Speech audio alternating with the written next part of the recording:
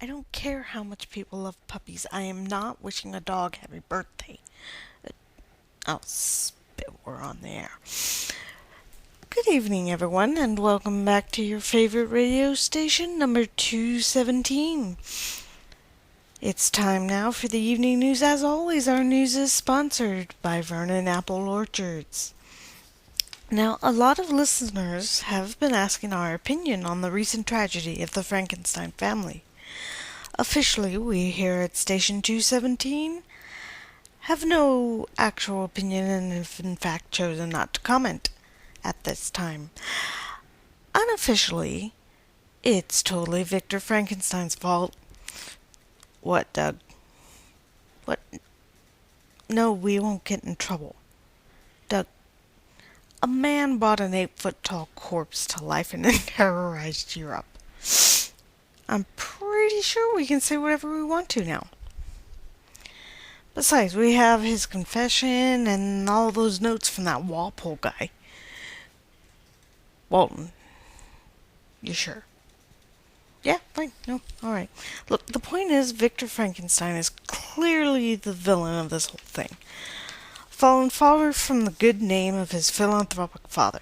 And the cause of his downfall is a combination of ambition and isolation. Now, consider this, dear listener.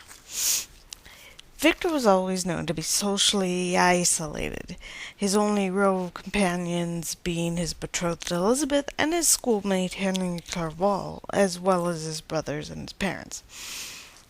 Academically, he was also isolated, choosing to focus his studies on the outdated science of alchemy as opposed to the more natural, rational philosophy.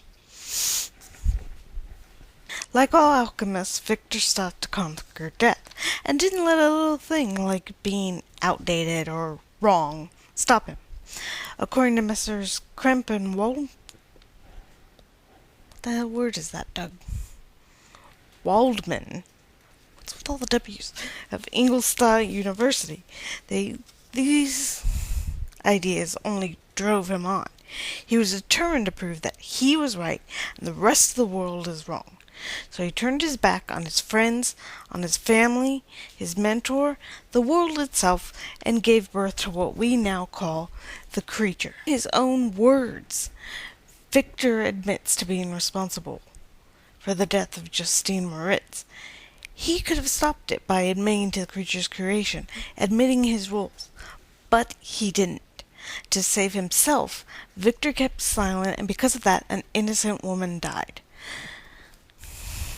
Victor does not consider the opinions of others in the matter. He doesn't stop to think that what he's doing might not only be dangerous, but morally wrong.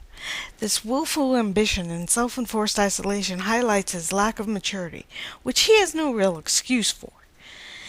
He then gives life to a creature, promptly abandons it, and blames all of the consequences on his creation, rather than his own self.